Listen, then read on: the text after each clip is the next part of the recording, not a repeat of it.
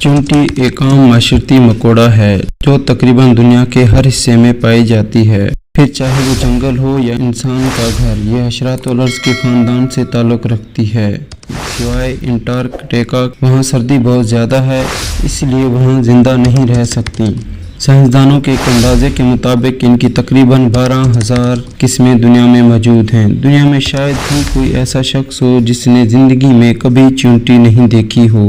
चींटी को पहले से ही बारिश का कैसे पता चल जाता है? इसको इसके बारे में पता चलना एक हैरान कुन अमर है कि बगैर टेक्नोलॉजी के जान लेती हैं कि बारिश होने वाली है। ये सब कैसे करती हैं? इसके पीछे एक दिलचस्प वजूहात हैं। चींटियों को उनकी मखसूस जिस्मानी साख्त और उनके सर पर लगे कुदरती 2 एंटीनाज की बदौलत पहचाना जाता है। चींटी आमतौर पर इंसानी खाना खाना भी पसंद करती है, लेकिन यहाँ काबिल जिक्र बात यह है कि चींटी के 2 मैदे होते हैं। एक मैदे में खुद के लिए खाना रखती है, जबकि दूसरे में वो अपने साथियों के लिए खाना रखती है। चींटी बहुत ही ताकतवर कीड़े मकोड़ों में से एक है। ये एक वक्त में अपने जिस्मानी वजन से तकरीबन 20 गुना ज्यादा वजनी चीज भी उठा सकती है, और चींटियों की कुछ नस्लें अपने वजन से 100 गुना ज्यादा वजनी चीज भी उठा सकती हैं। अगर चींटी की जिस्मानत का मुवाजना उसके काम से किया जाए तो कहना बेजा ना होगा कि ये दुनिया में ज्यादा काम करने वाली चीज है। इस वजह से इस कीड़े को ताकतवर कहा जाता है। चींटियों के कान नहीं होते, वो अपने साथियों के पैरों की आहट से उन्हें महसूस करती हैं, और उसके साथ ही उनके सर पर मौजूद एंटीनास भी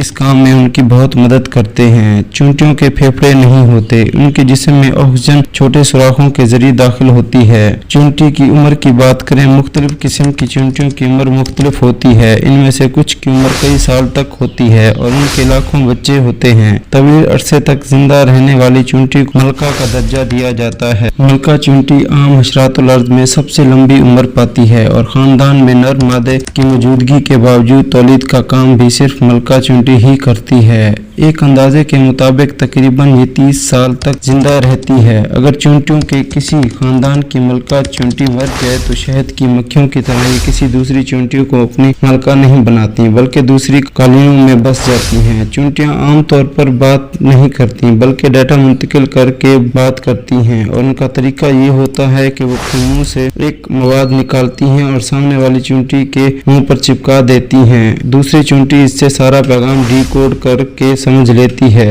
इसलिए आपने अक्सर देखा होगा चींटियां चलते चलते रुक कर एक दूसरी चींटी के मुंह से मुंह लगाकर आगे चलती जाती हैं। इसके साथ इनके सर पे लगे एंटीनास भी इस काम में इनकी मदद करते हैं। ये वो अमल होता है जिसमें वो डाटा मुंतकिल करती हैं। जदीद तहकीक में ये बात साबित हो चुकी है कि चींटियां आपस में न सिर्फ बात करती हैं बल्कि एक जबरदस्त निजाम के तहत जिंदगी गुजारती हैं, जिसमें यह हैरान कुन इंकशाफ हुआ कि चींटियां आपस में बातें करती हैं या बोलती हैं। इससे पहले ये नजरिया था कि चींटियां सिर्फ कीमियाई सिग्नल के जरिए अपने पैगाम एक दूसरे को दे सकती हैं या फिर एंटीनास की मदद से एक दूसरे के पैगाम डिकोड कर सकती हैं। चींटियां आवाज तब निकालती हैं जब वो खतरा महसूस करती हैं, और वो बाकायदा अपने साथियों को खतरे का बताती हैं। आपने अक्सर देखा होगा कि बारिश से पहले चींटियां अपने घर के बाहर गोल चक्कर लगाना शुरू कर देती हैं और मिट्टी के पहाड़ बना लेती हैं ताकि बारिश का पानी उनके घर न आ सके। इन्हें वक्त से पहले बारिश का अंदाजा इसलिए हो जाता है कि इनमें कुदरती तौर पर सेंसर मौजूद होते हैं जिसे हाइड्रोपोले कहते हैं। जब हवा में नमी का तनासब ज्यादा हो जाता है तो चींटियों में मौजूद ये सेंसर इसे महसूस करते हैं और चींटियों के दिमाग को बारिश के मुतालिक पैगाम पहुंचाते हैं।